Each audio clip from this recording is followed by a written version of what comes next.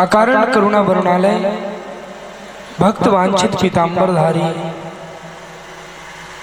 भगवान श्री बालकृष्ण एवं उनके ही वांग्मय स्वरूप श्रीमद् भागवत महापुराण को कोट से नमन। श्रीमद् भागवत महापुराण के साप्ताहिक ज्ञान यज्ञ में आवाहित विराजमान समस्त देवी देवताओं को कोट से प्रणाम।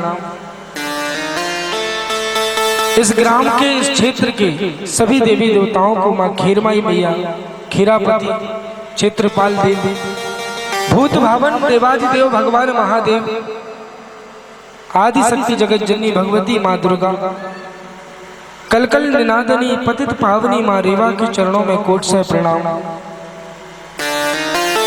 मंच पर विराजमान श्रद्धेय श्री त्यागी जी महाराज को कोट से नमन। पूजन का कार्य संभाल रहे विप्रगणों का वंदन अभिनंदन। सामवेद प्रणीत गंधर्व स्वरूप संगीत में साथ दे रहे संगीतज्ञों का स्वागत अभिनंदन। अहिर्निश श्रीमद् भागवत की अमृतमयी कथा का रसपान कर रहे यजमान जोड़े का स्वागत अभिनंदन। ग्राम खिरिया एवं आसपास के ग्रामीण अंचलों से पधारे सभी शिव स्वरूप पुरुष वृंदों का, भक्ति शक्ति स्वरूपा मात्र शक्ति का व्यासपीठ से उनका स्वागत अभिनंदन करता हूं।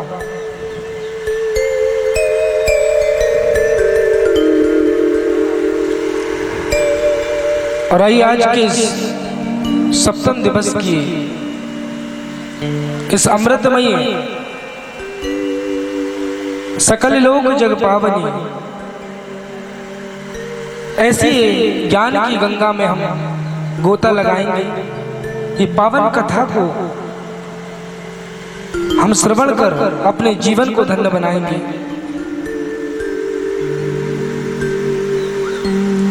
इस कथा का उद्देश्य भी यही है कि जब तक ये कथा को सुनकर के हमारा जीवन ना परिवर्तित हो जाए, भगवान की भक्ति साक्षात हमारे हृदय में आकर नृत्य ना करने लगे, तब तक कथा को सुनना सार्थक नहीं होता। बंधुओं, कथा का उद्देश्य भी यही है। कथा की महिमा तो यहाँ तक कहती है कि इस कथा को सुनकर के भक्ति विलासकारी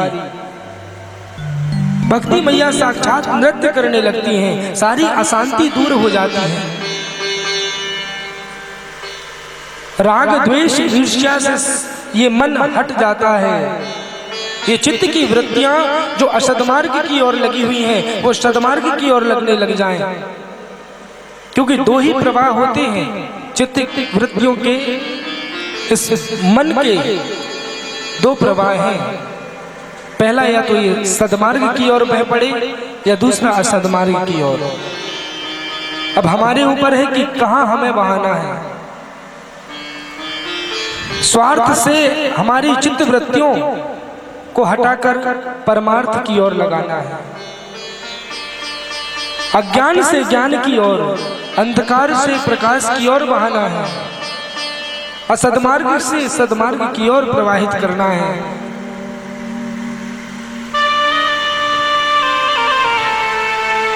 अब महाराज, ये चीजें कब सार्थक होंगी? जब हम कथा को अपने जीवन में धारण करेंगे,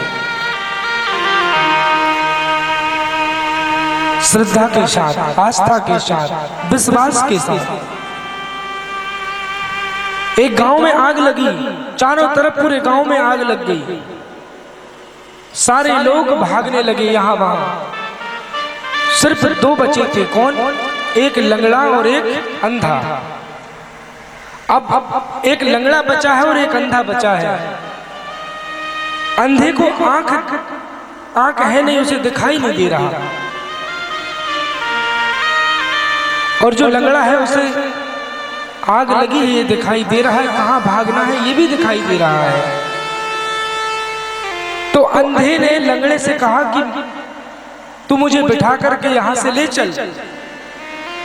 तो महाराज लंगड़े ने अपने कंधे पर, लंगड़े ने लंगड़ा अंधे के कंधे पर बैठ के रास्ता दिखाता गया और वहां से उस गांव से निकलकर चले गए और बच गए।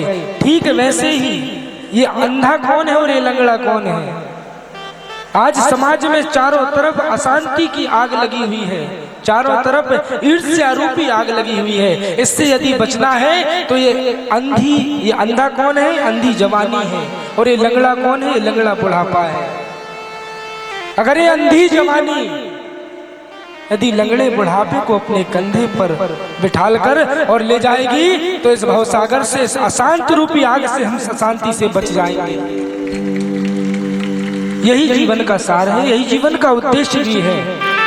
और वरना महाराज अगर नहीं माना है तो फिर वृद्ध रूपी उस लंगड़े की बात, वृद्ध रूपी जो की बात न मारकर सोने की लंका नहीं बच सकती। कहने का तात्पर्य है अपने जीवन में हमें इस कथा को उतारना है। बड़े प्रेम के साथ हम 6 दिनों तक हमने पावन कथा को, भगवान की कथा प्रसंगों के रूप में हमने श्रवण किया। आज सप्तम दिवस, कल हमने बड़े धूमधाम से श्री द्वारिकाधीश भगवान और रुक्मिणी मैया का मंगल विवाह परिणयोत्सव यहाँ से उत्सव मनाया। आज गुरुदेव सुखदेव जी महाराज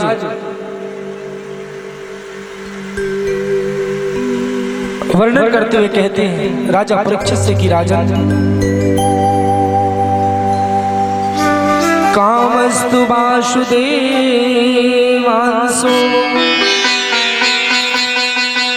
दग्धः प्रागरुद्रमन्योना देहोपपत्तये भुवस्तिमेव प्रत्यपद्धतो। राजन, जो जितना ज्यादा अपने जीवन में जो प्राणी प्रगति करता है, जो जितनी ज्यादा तरक्की करता है, ठीक उतने ही उसके शत्रु पैदा होते जाते हैं पीछे से। अब शत्रुता कोई विशेष कारण से हो ये आवश्यक नहीं है, ये जरूरी नहीं है कि बैरी हमारे या हमारे दुश्मन या हमारे शत्रु कोई कारण से ही पैदा हो। ये बिना कारण के भी कभी कभी पैदा हो जाते हैं। आप ज्यादा तरक्की करने लगे, आप ज्यादा प्रगति कर गए तो आपके सैकड़ों हजारों दुश्मन अपने आप अकारण ही पैदा हो जाएंगे।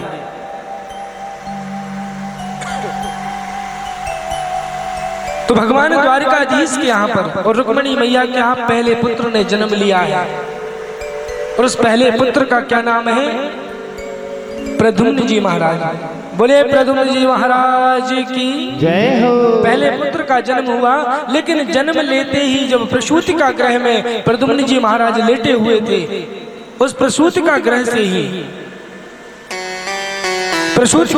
ही महाराज एक संबरासुर नामक एक असुर है, उस संबरासुर ने चुराकर प्रद्युम्न जी महाराज को ले गया और आकाश मंडल से ले जाकर सागर में, समुद्र में फेंक दिया।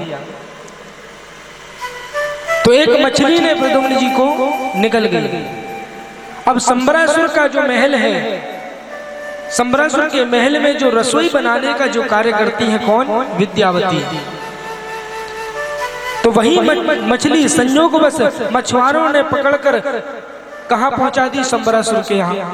संबरासुर के यहाँ जब पहुंचाई, विद्यावती को वो बालक प्रद्युम्न जीवित अवस्था में मछली के उदर से मिली। ये बात संबरासुर को बताई नहीं विद्यावती ने। अब जब धीरे धीरे समय व्यतीत हुआ महाराज, प्रद्युम्न जी महाराज जब थोड़े बड़े हुए तो एक दिन नारद जी का आगमन हुआ और नारद जी कहने लगे विद्यावती से आकर, विद्यावती ये प्रद्युम्न जी और कोई नहीं है बल्कि कौन है? तुम्हारे ही पति हैं। पूर्व जन्म के तुम्हारे ही पति ये कामदेव के अवतार हैं, भगवान श्री कृष्ण के पुत्र प्रद्युम्न जी। और जो विद्यावती संबरासुर असुर के यहाँ जो भोजन बनाने का कार्य करती हैं वो कौन है? रति है, कामदेव की पत्नी। एक बार जब भगवान शिव समाधि लगाकर बैठे थे, उस समय भगवान शंकर को काम छेड़ने गया था, तो भगवान शंकर ने अपनी योगाग्नि तीसरे नेत्र से जलाकर कामदेव को भस्म कर दिया था।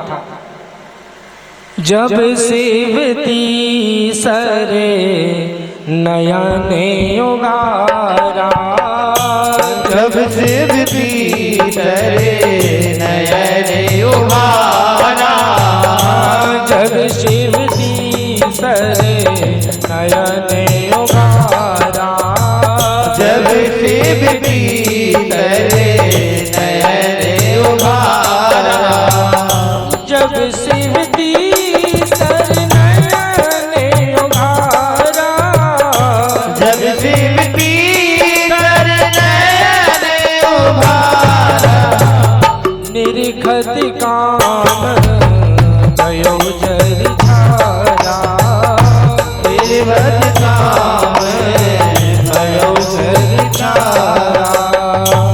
बोलो राम राम ताली बजा दो सीता सभी। राम राम राम सीता राम राम राम राजा राम राम राम। बोलो राम राम राम सीता राम राम राम, सीता राम राम राम राजा राम श्याम श्याम। भगवान शंकर ने जलाकर भस्म कर दिया कामदेव को, तो कामदेव की पत्नी रुदन करते हुए रोते हुए भगवान शिव के पास पहुंची।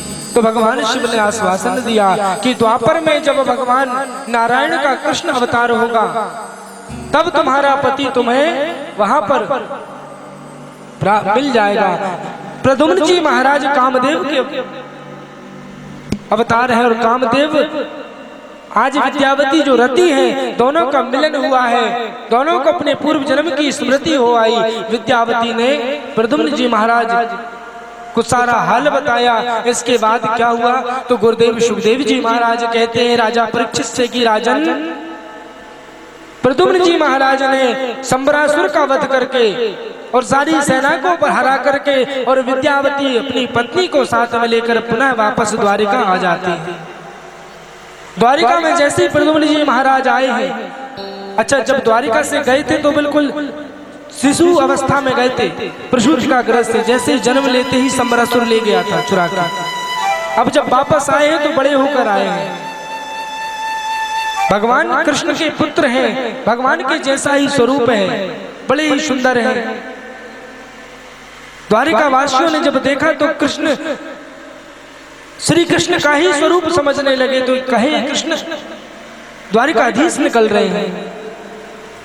जब ये बात सारी पता चली कि भगवान के पुत्र हैं, ये श्री कृष्ण के पुत्र प्रद्युम्न जी हैं, ब्राह्मणों ने आए, वहां पर खूब भव्य स्वागत किया गया प्रद्युम्न जी महाराज का। द्वारिका में ब्राह्मणों ने आकर स्वस्ति पाठ किया और महाराज आगे चलकर अच्छा जब गए थे यहाँ से संबरासुर ने चुरा कर ले गया था प्रद्युम्न जी महाराज को, तब उस समय भगवान कृष्ण का कितने विवाह हुए थे? एक, सिर्फ रुक्मिणी मैया के साथ, जो कल हमने यहाँ बड़ी धूमधाम से मनाया। लेकिन जब प्रद्युम्न जी महाराज अपनी पत्नी को लेकर के द्वारिका आए हैं तो अब तक कितने विवाह हो गए हैं? भगवान कृष्ण के कितने विवाह हुए हैं? 16,108। एक तो हो गया तो 16,107 विवाह और हो चुके थे जब प्रद्युम्न जी महाराज आए। गुरुदेव सुखदेव जी महाराज वर्णन कर रहे हैं राजा परीक्षित से कि राजन, भगवान श्री कृष्ण का दूसरा विवाह जामवंती के साथ संपन्न हुआ। तो बड़ी उत्सुकता से सुन रहे हैं परीक्षित जी महाराज और जिज्ञासा अवश्य ये प्रश्न किया है। परीक्षित जी देखिए, कोई प्रश्न करते भी है तो जिज्ञासा से करते हैं। कभी भी शास्त्रों के प्रति, गुरु के प्रति, धर्म ग्रंथों के प्रति तर्क वितर्क नहीं करना चाहिए। अगर प्रश्न करना भी है तो जिज्ञासा अवश्य करना चाहिए। परीक्षित जी महाराज ने जिज्ञासा अवश्य प्रश्न किया कि गुरुदेव, जामवंती तो जामवंत जी की पुत्री है और जामवंत जी रीछराज है, तो रीछराज की पुत्री कौन हुई? तो कहा रीछ नहीं हुई। अब महाराज कैसे विवाह हुआ कृष्ण जी के साथ, भगवान के साथ? तो बड़ी सुंदर कथा सुनाते हुए गुरुदेव सुखदेव जी महाराज कहते हैं परीक्षित जी से कि राजन, एक राजा है जिनका नाम है सत्राजित और सत्राजित राजा ने भगवान भुवन भास्कर सूर्य नारायण की उपासना करके, उनकी तपस्या करके एक बड़ी दिव्य मणि प्राप्त कर ली है। उस मणि का नाम है श्यमंतक मणि। उस श्यमंतक मणि की विशेषता है कि यदि रोज 10 घंटे उस श्यमंतक मणि का पूजन किया जाए तो वो 8 भार सोना प्रतिदिन देती है। अच्छा, 8 भार सोना जानते हो कितना हुआ? 8 भार सोना 2 क्विंटल सोना। इतना स्वर्ण, इतना सोना वो मणि रोज देती थी 10 घंटे यदि उसका पूजन किया जाए। तो एक बार सत्राजित महाराज कहाँ आए? द्वारिका। अब द्वारिकाधीश के महल में जब आए, सभा में बैठे हुए थे, तो मेरे प्रभु ने, भगवान श्री कृष्ण ने सत्राजित से हास्य भाव में ये कहा कि राजन, तुम्हारे पास जो मणि है श्यमंतक मणि, अच्छा एक बात बताओ, तुम्हारे परिवार में कुल कितने सदस्य हैं? तो सत्राजित कहने लगा कि महाराज, एक मैं हूँ, मेरी पत्नी है और एक मेरा भाई है जिसका नाम है प्रसेनजित, और इकलौती मेरी पुत्री है। कुल मिलाकर 4 प्राणी हो और इतना सोना, इतना स्वर्ण देने वाली मणि, क्या करते हो इतने स्वर्ण का? एक काम करो, इसे द्वारिका में लाकर द्वारिका के राजकोष में जमा कर दो। इससे जो स्वर्ण की प्राप्ति होगी वो प्रजा के कल्याण के लिए उपयोग में आएगी। तो महाराज सत्राजित ने कहा, नहीं महाराज, मना कर दिए और वहां से चले गए। भगवान ने भी अपने लिए मणि नहीं मांगी थी, मेरे प्रभु ने जन कल्याण के लिए, प्रजा कल्याण के लिए मणि मांगी थी। जैसे जन कल्याण और प्रजा कल्याण के लिए भगवान का उद्देश्य होता है संत बंधुओं, वैसे ही जो संत हमारे यहाँ पर संत हैं, तो संतों का स्वभाव भी यही होता है, संतों का आचार विचार भी यही होता है कि हम प्रजा के कल्याण के लिए, जन कल्याण के लिए अहर्निश हम काम करते रहे।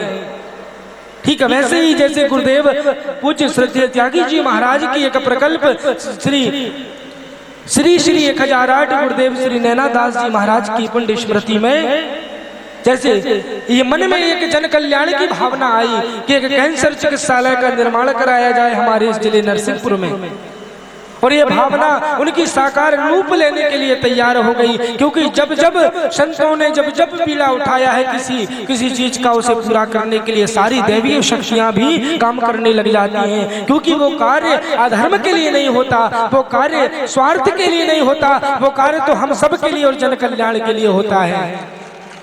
तो महाराज ज्यादा से ज्यादा संख्या में अपनी सामर्थ्यता अनुसार हम सब का यह कर्तव्य है कि उनके हम पीछे पीछे, जब भगवान श्री राम जब वापस लंका में विजय प्राप्त करके जब अयोध्या लौटे हैं, तो अयोध्या में जब आए महाराज, तो अयोध्या वास जब राम दरबार सजा है, वाम अंग में जानकी, लखन दाहिनी और नीचे बैठे हैं चरणों में श्री हनुमान जी महाराज, शत्रुघ्न बगल में खड़े हैं पीछे, लेकिन भरत जी छत्र लिए खड़े हैं। तो राम जी ने कहा कि भरत संत है और ये राम यदि राजा होकर एक संत के छत्र के नीचे यदि राज्य करेगा, तभी राम राज्य की संकल्पना जो है स्थापित हो सकती है, तभी राम राज्य संभव है।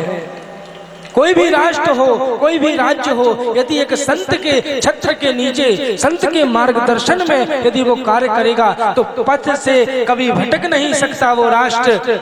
उसकी संस्कृति, उस राष्ट्र की मर्यादा कभी पथ से भ्रष्ट नहीं हो सकती।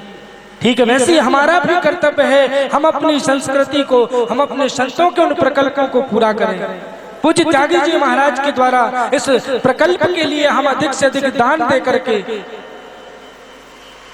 और इसी क्रम में सर्वप्रथम हमारे पढ़ेला टोला से श्री पन्नालाल कुशवाहा जी के द्वारा उस कैंसर चिकित्सालय के दान राशि के रूप में 21,000 का दान, एक बार उनके लिए तालियां आप सभी लोग बजा दीजिए। 21,000 कैंसर हॉस्पिटल के लिए आए, और माननीय वीरेंद्र सिंह पटेल उनके सपरिवार के द्वारा जो है उनकी पत्नी की स्मृति में 51,000 रुपए की आजीवन सदस्यता कैंसर चिकित्सालय के लिए उन्होंने दान स्वरूप में दी। एक बार उनके लिए भी जोरदार तालियां से दानवीरों के लिए। तो महाराज यहाँ पर जब भगवान ने तो अपने लिए नहीं मांगी थी मणि, प्रजा के कल्याण के लिए, जन कल्याण के लिए मांगी। लेकिन जब सत्यराजित ने मना कर दिया। तो जब वहां से चले गए सत्यराजित, तो कुछ दिन बाद सत्यराजित का भाई प्रसेनजित वही मणि अपने भाई की अपने कंठ में धारण करके शिकार करने के लिए गया। और जब शिकार करने गया तो जंगल में एक सिंह ने प्रसेन को मार दिया और वह मणि वो सिंह अपने मुख में दबाकर जा रहा था। उसी मार्ग से उसी जंगल में रीछराज जामवंत जी आ रहे थे। तो जामवंत जी और उस सिंह का जो युद्ध हुआ, सिंह को परास्त करके जामवंत जी वह मणि लेकर अपनी गुफा में चले गए। और वो मणि किसे दे दी? अपनी पुत्री जामवंती को।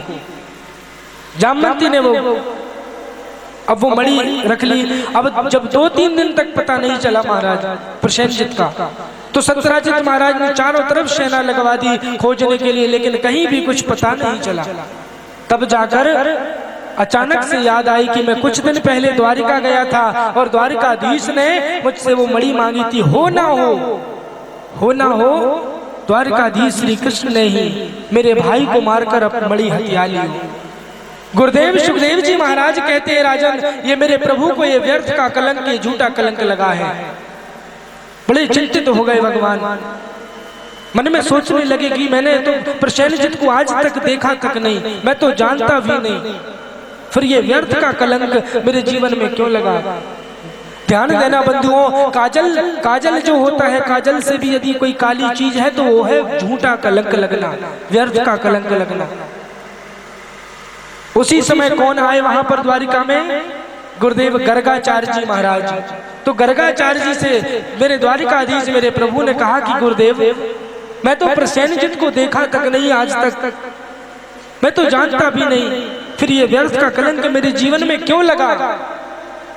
तो गर्गाचार्य जी कहने लगे, गर्गाचार्य जी ने क्या कहा द्वारिकाधीश प्रभु श्री कृष्ण से कि गोविंद तुमने ये जो झूठा कलंक लगा है, एक बार तुम गौ दोहन कर रहे थे और उस दिन भादो मास के शुक्ल पक्ष की चतुर्थी थी। उस चतुर्थी का तुमने जो चंद्रमा को, उस चांद को निहार लिया था, उस चंद्रमा को, चौथ के चांद को, भादो मास के, उसको देखने के कारण आज तुम्हें ये व्यर्थ का कलंक लगा है, ये झूठा कलंक लगा है।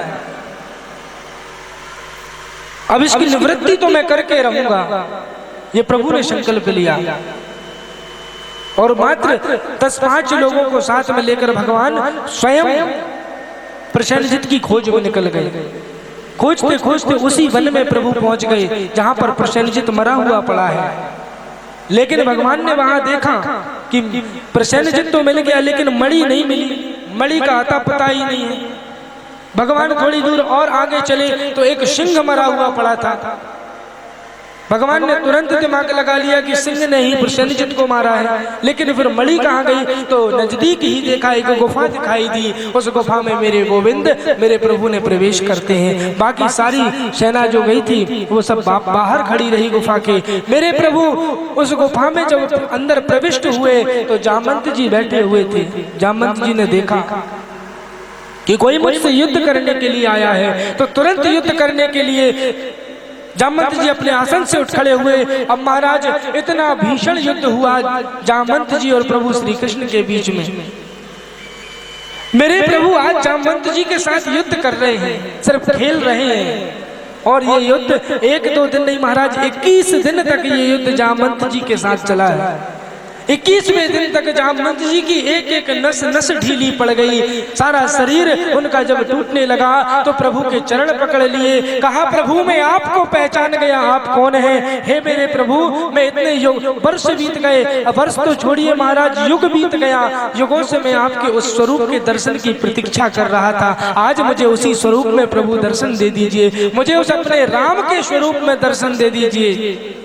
आज जामवंत जी को मेरे प्रभु श्री कृष्ण ने वहीं पर प्रभु श्री राम के रूप में दर्शन दिया है। जामवंत जी भगवान राम के उस रूप को दर्शन पाकर के प्रणाम करते हैं। भगवान का दर्शन कर उसे अपने अंतःकरण में उस झांकी को बसा करके और कहते हैं कि प्रभु मैं आपके इसी स्वरूप का अब नित्य चिंतन करूंगा। और ये चिंतन करते करते अपने ये प्राण त्याग दूंगा। ये मेरी इकलौती पुत्री है। जामवंती को बुलाया और जामवंती का हाथ प्रभु श्री कृष्ण के हाथ में रख दिया। प्रभु ये मेरी बेटी है, इसे आप संभालिए, मैं तो बस आपका ही चिंतन, आपका ही ध्यान अब पूरे जीवन करता रहूंगा। ऐसा कहते हुए जामवंती जी ने अपनी बेटी जामवंती का हाथ प्रभु श्री कृष्ण के हाथ में सौंप दिया। तो कौन सा विवाह हुआ है? कौन सा हुआ? अरे जोर से बोलो, सुन रहे हो ना ध्यान से कथा को?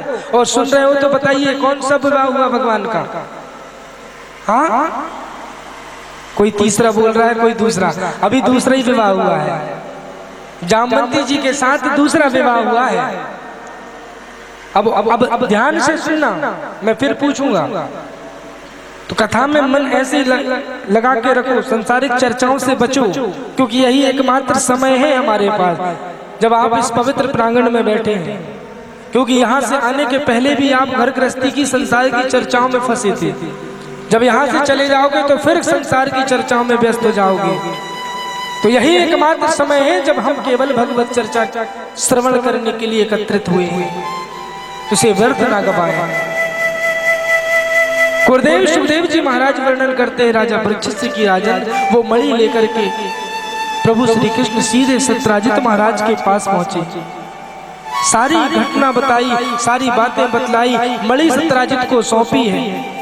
और सौंप करके तो सत्यराजित को बड़ी पश्चाताप करने लगी कि मैंने व्यर्थ ही झूठा कलंक लगा दिया। अपनी बेटी को बुलाया, उनकी बेटी का क्या नाम है? सत्यभामा। सत्यभामा का हाथ भी प्रभु श्री कृष्ण के हाथ में सौंप दिया है सत्यराजित महाराज ने। तो भगवान का ये तीसरा विवाह सत्यभामा के साथ में हुआ। अब गुरुदेव सुखदेव जी महाराज वर्णन कर रहे हैं राजा परीक्षित जी की राजा सत्यभामा के साथ जब विवाह हो गया प्रभु श्री कृष्ण का, तो आज मेरे प्रभु द्वारिका से हस्तिनापुर गए हैं। कहाँ गए हैं? हस्तिनापुर गए। और उन पांडवों के यहाँ, जब पांडवों के यहाँ पर गए, आज क्या है? आज सभी माताएं, आज महालक्ष्मी व्रत कथा है। और हम सब ने महालक्ष्मी व्रत कथा, जैसे हमने कथा सुनते हैं ना महालक्ष्मी जी की, कि आज महालक्ष्मी जी स्वयं ऐरावत, इंद्र के यहाँ से ऐरावत हाथी उतर कर आता है। तो कहने का था ये प्रेम और भाव। तो आज हस्तिनापुर ही प्रभु गए श्री कृष्ण, और वहां कुछ दिन जब रहने लगे तो यहाँ पर सुधन्वा नाम के व्यक्ति ने अक्रूर जी के कहने पर सत्यराजित की हत्या कर दी। जब यह बात मेरे गोविंद को पता चली तो अर्जुन को साथ में लेकर प्रभु पुनः द्वारिका आते हैं। सुधन्वा को प्रभु ने दंड दिया, अक्रूर जी को दंडित किया, और वापस मणि को, समंतक मणि को वापस मेरे गोविंद ने अक्रूर जी को दी और कहा इसे इसका 10 घंटे रोज पूजन करना, और इससे जो स्वर्ण की प्राप्ति होगी वो स्वर्ण द्वारिका के राजकोष में जमा करते जाना। अब बहुत ध्यान से सुनना कथा को। इस समंतक मणि की कथा को जो व्यक्ति मन लगाकर एकाग्र चित्त होकर सुनता है, उसे जीवन में कभी व्यर्थ का कलंक नहीं लगता, झूठा कलंक नहीं लगता। गुरुदेव सुखदेव जी महाराज कहते हैं कि प्रभु का अर्जुन को साथ में लेकर एक दिन जंगल में जा रहे थे। तभी अर्जुन ने क्या देखा कि एक तरुण युवती निर्जन एकांत सुनसान स्थान पर ध्यान लगाकर बैठी हुई है। अर्जुन नजदीक गए, अर्जुन ने पूछा, कहा देवी आप कौन हैं? अपना परिचय दिया, कहा मेरा नाम कालिंदी है और मैं प्रभु श्री कृष्ण को, द्वारिकाधीश को अपने पति के रूप में वर्ण करना चाहती हूँ, इसलिए मैं ये तप कर रही हूँ। अर्जुन प्रसन्न हो गए। अर्जुन ने हाथ पकड़ा और हाथ में जाकर रथ में बैठे हुए प्रभु श्री कृष्ण के हाथ में रख दिया। कहा जिनके लिए तुम तप कर रही हो वो तो यहीं पर बैठे हुए हैं। इस प्रकार भगवान का कौन सा चौथा विवाह कालिंदी के साथ संपन्न हुआ। गुरुदेव सुखदेव जी महाराज कहते हैं राजा परीक्षित से कि राजन, बिंद और अरविंद नाम के 2 भाई हैं और उनकी एक इकलौती बहन है जिनका नाम है मित्र वृंदा। भगवान का 5वां विवाह मित्र वृंदा के साथ संपन्न हुआ। अब एक नग्नजित नाम का राजा है, वो राजा भी उसने अपनी बेटी के लिए, अपनी पुत्री के लिए एक अद्भुत शर्त लगाई है। क्या कि उसके यहाँ पर 7 बैल हैं, जो 7 बैलों को एक साथ नकेल डाल देगा और उनको खींच लेगा, उसी के साथ में अपनी पुत्री का विवाह करूंगा। बड़े बड़े योद्धा आए, वीर आए, लेकिन शर्त को पूरा नहीं कर पाए। मेरे द्वारिकाधीश को जब यह बात पता चली तो ये कार्य भी मेरे प्रभु ने संपन्न किया। इस प्रकार भगवान का कौन सा 6वां विवाह, मतलब सुन रहे हो अब मन लगाकर, 6वां विवाह कौन के साथ हुआ? नग्नजित राजा की पुत्री सत्या के साथ संपन्न हुआ। गुरुदेव शिवदेव जी महाराज कहते हैं कि इस प्रकार भगवान का जो एक राजाधि देवी नाम की एक देवी है, तो वो खुद स्वयं, वो महिला स्वयं ही अकेली ही राज्य प्रशासन को संभालती है और उनकी एक पुत्री है जिसका नाम है भद्रा। तो भगवान का 7वां विवाह भद्रा के साथ संपन्न हुआ। मद्र देश के राजा की बिटिया का नाम लक्ष्मणा है। भगवान का 8वां विवाह लक्ष्मणा के साथ संपन्न हुआ। ऐसे कितने हो गए अभी विवाह? 8। अब और सुनिए, एक और बड़ा पराक्रमी राजा है भौमासुर, जो भूमि से पैदा हुआ है, भूमि से।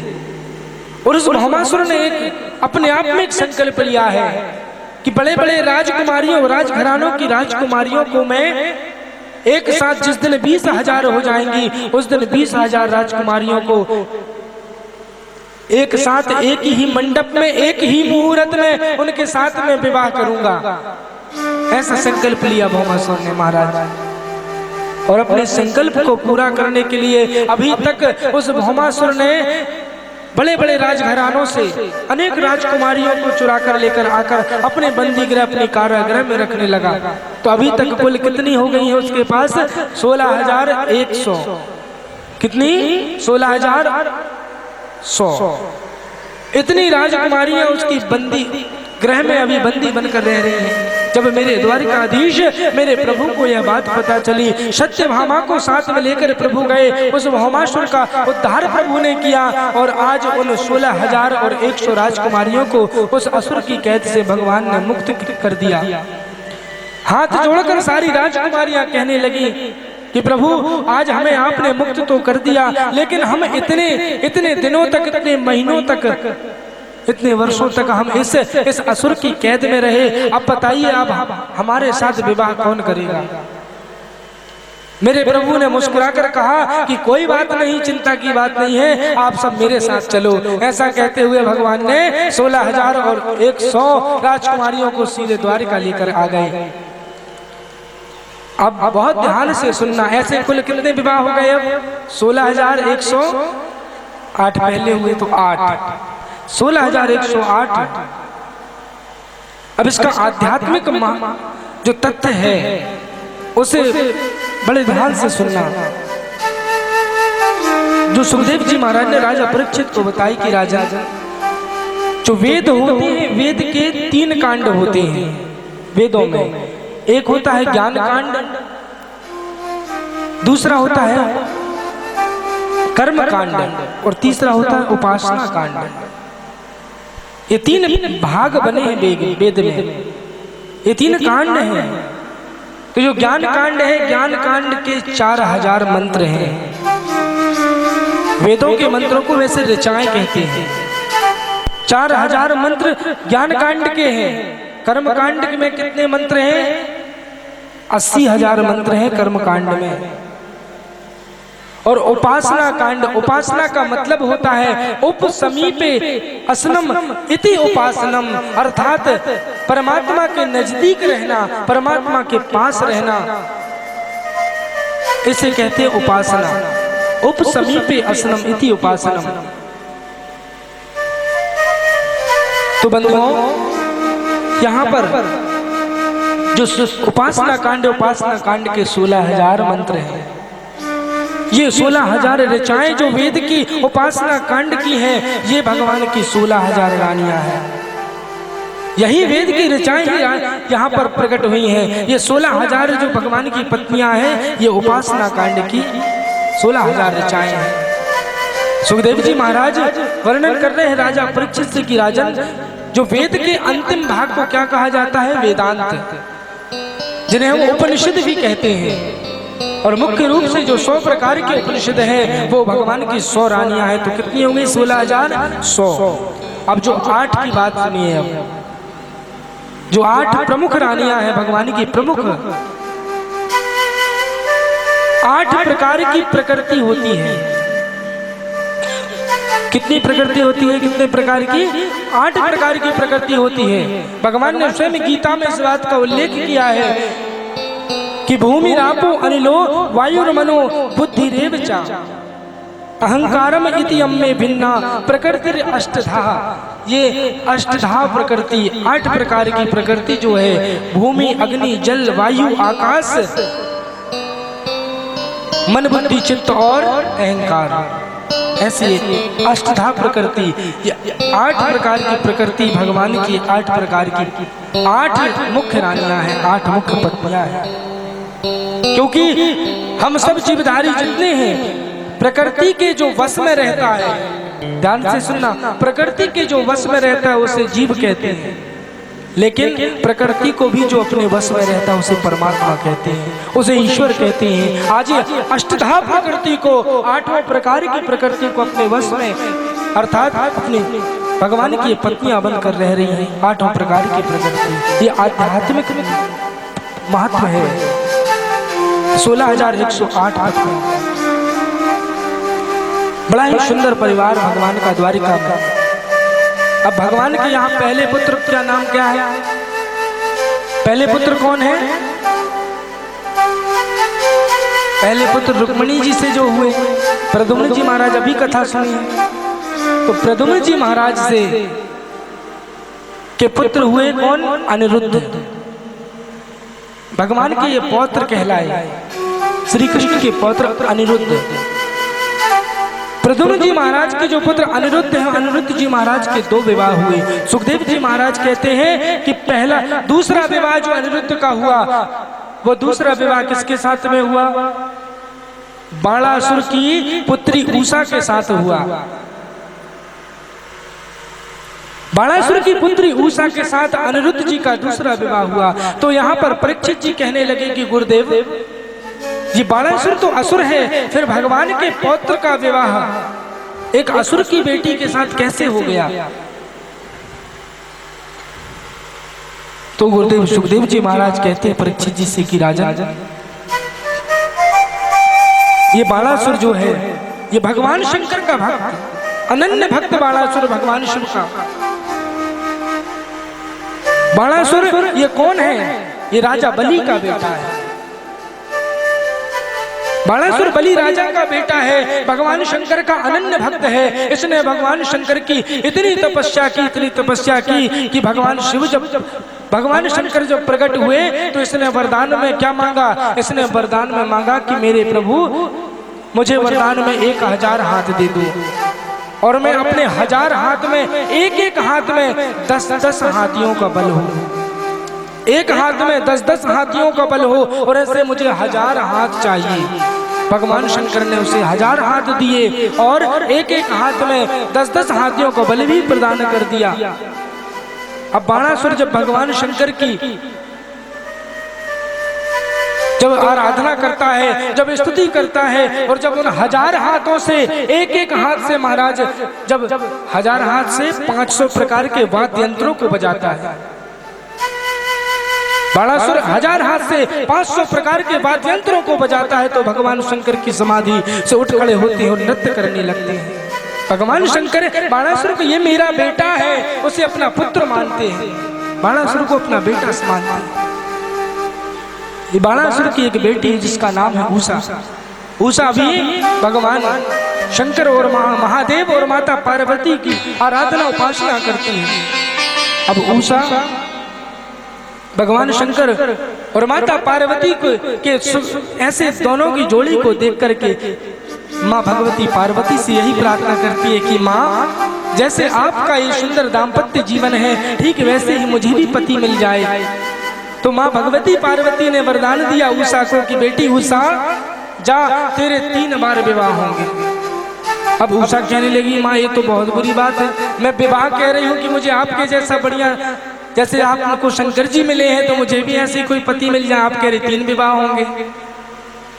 तो पार्वती जी ने कहा कि नहीं नहीं बेटी, तेरे एक ही पति से 3 बार विवाह होगा, पति एक ही होगा लेकिन विवाह 3 बार होंगे। तो सुखदेव जी महाराज कहते हैं परीक्षित जी से कि राजा, उषा ने स्वप्न में बड़े ही सुंदर एक सपना देखा, और उस स्वप्न में क्या देखती है उषा कि एक बहुत ही सुंदर रूपवान एक युवक से उषा का विवाह हो गया है। ये स्वप्न में देखा उषा ने, और स्वप्न में जिस युवक को उषा ने देखा है ना, उस स्वप्न में देखे हुए युवक से ही उषा प्रेम करने लगती है। अब उषा की एक सहेली है जिसका नाम है चित्रलेखा। चित्रलेखा को एक वरदान प्राप्त है कि जैसा वर्णन किया जाए, जैसा चित्रलेखा को बताया जाए, चित्रलेखा वैसा ही चित्र बना देती है। अब उषा ने बताया क्या कि मुझे रात में मैंने एक बहुत ही सुंदर स्वरूपवान एक युवक को देखा और उनके साथ मेरा विवाह हो गया। तो जैसा वर्णन किया उषा ने, चित्रलेखा ने वैसा ही चित्र बना दिया।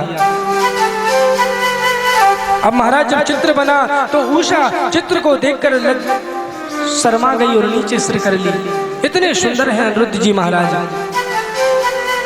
गुरुदेव सुखदेव जी महाराज वर्णन करते हैं राजा परीक्षित से कि राजन और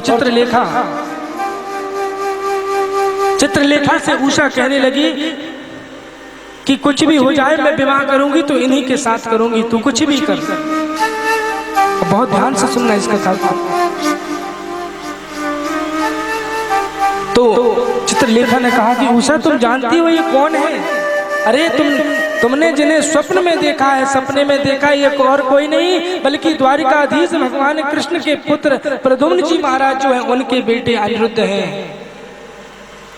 तो उषा कहने लगी मैं विवाह करूंगी तो इन्हीं के साथ करूंगी, तुम कुछ भी करो। तो चित्रलेखा आकाश मार्ग से द्वारका की ओर प्रस्थान करती है। द्वारका जाने लगी चित्रलेखा, और मार्ग में अब आकाश मार्ग में कौन मिले चित्रलेखा को? नारद जी मिले। नारद जी ने कहा क्यों चित्रलेखा इतनी तीव्रता से कहाँ जा रही हो, कहाँ जा रही हो? चित्रलेखा ने कहा कि एक काम से जा रही हूँ नारद जी। अच्छा एक बात बताओ नारद जी, आप भी मेरा सहयोग करोगे ना? आप भी मेरी मदद करिए, सहयोग कर दो। तो महाराज नारद जी ने कहा कि बताओ बेटी क्या सहयोग करना है, क्या मदद करनी है? तो चित्रलेखा ने कहा कि मैं चोरी करने जा रही हूँ और उस चोरी में आपको मदद करनी है। तो नारद जी कहने लगे चोरी में हमसे मदद मांग रही हो तुम? वैसे बेटी तुम क्या चुराने जा रही हो? तो चित्रलेखा ने कहा कि मैं द्वारिकाधीश के पौत्र अनिरुद्ध जी महाराज को चुराने जा रही हूँ। तो नारद जी थोड़ी देर मन में विचार करने लगे, बताओ अनिरुद्ध जी को चुराने जा रही है और मुझसे मदद मांग रही है, वैसे क्यों चुरा रही हो? तो चित्रलेखा ने सारा वृतांत बता दिया। अब थोड़ी देर बाद नारद जी के मन में आया कि क्यों ना मैं भी भगवान के पौत्र अनिरुद्ध जी महाराज के विवाह में सहभागी बन जाऊं। तो नारद जी ने कहा चलो ठीक है। अब नारद जी ने क्या देखा कि द्वारिका जब से प्रद्युम्न जी महाराज का अपहरण करके शंबरासुर जब ले गया था, तब से भगवान श्री कृष्ण ने संपूर्ण द्वारिका की नगरी में सुदर्शन चक्र को तैनात कर दिया है रक्षा के लिए द्वारिका की, कि आकाश मार्ग से चाहे नीचे से चाहे ऊपर से कोई भी आए उस सब पर दृष्टि रखना। और सुदर्शन चक्र अहिर्निश 24 घंटे घूमता रहता है द्वारिका की रक्षा के लिए। अब नारद जी ने देखा तो चित्रलेखा ने नारद जी को इशारा किया, अब आप ही कुछ करो, क्योंकि जब तक सुदर्शन है हम कैसे जाएंगे, अंदर प्रविष्ट ही नहीं कर सकते द्वारिका नगरी में। तो नारद जी पहुंचे अब कहाँ? सुदर्शन के पास, और सुदर्शन से कहा क्यों सुदर्शन, अरे तुम यहाँ क्या कर रहे हो? तो सुदर्शन ने कहा कि नारद जी मैं यहाँ पर प्रभु की रक्षा के लिए तैनात हूँ। सुदर्शन ये तो बहुत बुरी बात है, अरे ये तो अहंकार है, तुम इतने बड़े हो गए कि तुम भगवान की रक्षा करने लगे, भगवान की तुम रक्षा करने लगे। सुदर्शन कभी समय मिलता है तो संकीर्तन करते हो, कीर्तन वगैरह? तो सुदर्शन ने कहा कहाँ इतना समय मिलता है और हमसे संकीर्तन तो आता ही नहीं है। अब आप ही बताओ नारद जी कैसे करते हैं संकीर्तन? तो नारद जी ने कहा कि चलो हमारे साथ, हम तुम्हें बताते हैं और समय निकाल कर लिया करो भगवान नाम का संकीर्तन। अब नारद जी सुदर्शन को लेकर समुद्र के तट पे गए, वहां द्वारिका से हटा दिया और समुद्र के तट में ले गए और दोनों बैठे हैं नारद जी और सुदर्शन। और नारद जी बड़े प्रेम के साथ संकीर्तन करा रहे हैं सुदर्शन को। क्या, आइए हम सब लोग भी बड़े प्रेम के साथ करेंगे। राधे गोविंद भजो राधे गोविंदा, राधे गोविंद भजो राधे गोविंदा, राधे गोविंद भजो राधे गोविंद। ताली की सेवा के साथ। राधे गोविंद भजो राधे गोविंदा, राधे गोविंद भजो राधे गोविंदा, पुरी जगन्नाथ भजो राधे गोविंदा, पुरी जगन्नाथ भजो राधे गोविंदा, पुरी जगन्नाथ भजो राधे गोविंदा, पुरी जगन्नाथ भजो राधे गोविंदा, द्वारिका के नाथ भजो राधे गोविंदा, द्वारिका के नाथ भजो राधे गोविंदा, द्वारिका के नाथ भजो राधे गोविंदा, द्वारिका के नाथ भजो राधे गोविंदा, काल महाकाल भजो राधे गोविंदा, काल महाकाल भजो राधे गोविंदा, काल महाकाल भजो राधे। श्री राधे बोले वृंदावन बिहारी लाल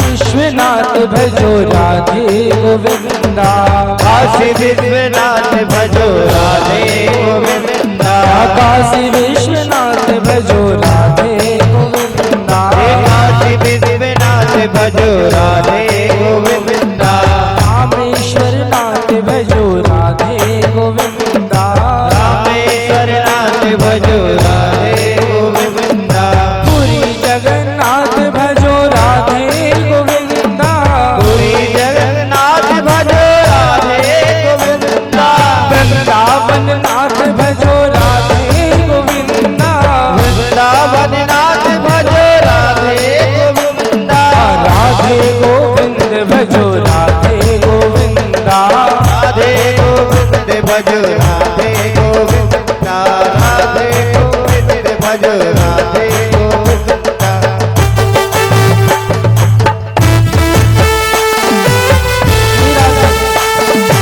बाबा बिहारी लाल की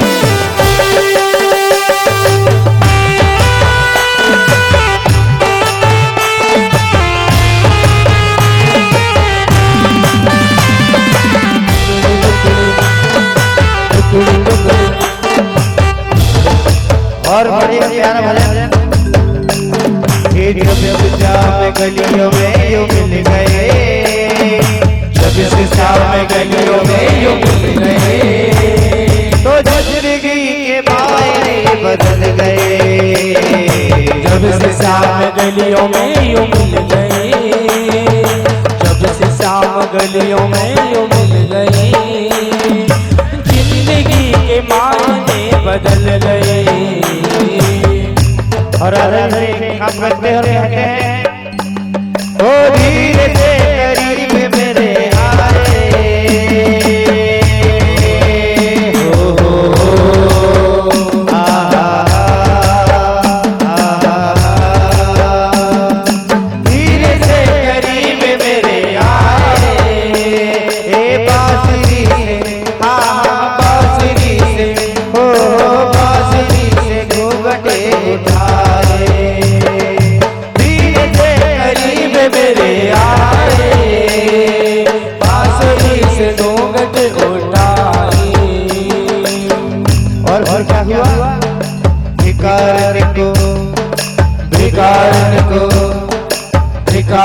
को रंग की रानी कर गए, भिखारन को रंग की रानी कर गए, तो जिंदगी के मायने बदल गए।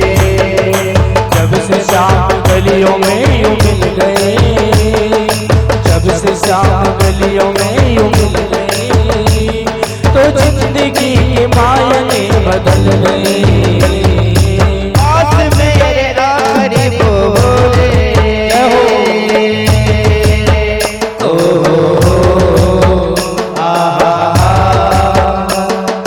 पास मेरे आखिरी बोले, हे राधा क्यों, राधा क्यों, हो राधा क्यों नजरिया न खोले, लाज से घूमट ना खोलो, हे नाही से हट, नाही से हट, नाही से काना न बोलो, हे लाज से नजरिया न खोलो, नाही से हट, नाही से हट, नाही से काना न बोलो। टुकड़े टुकड़े टुकड़े टुकड़े टुकड़े टुकड़े मट के वो कर गए, टुकड़े टुकड़े मट के वो कर गए, तो जिंदगी के मायने बदल गए। जब से चार गलियों में मिल गए, तो जिंदगी के मायने बदल गए। जब से चार गलियों में मिल गए, तो जिंदगी के मायने। और फिर क्या हुआ? ब्रज में मची थी अनोखी होरी, ब्रज में मची थी अनोखी सी होरी, ब्रज में मची थी अनोखी होरी, ब्रज में मची थी अनोखी सी होरी। वही श्याम सुंदर और राधा तेरी, वही श्याम सुंदर और राधा के, और वही श्याम सुंदर और राधा के, हाँ वही श्याम सुंदर और राधा के। मत मरो मान भी जाओ काना, मत मरो कन्हैया लाल, श्याम तोर भैया करो, मत मरो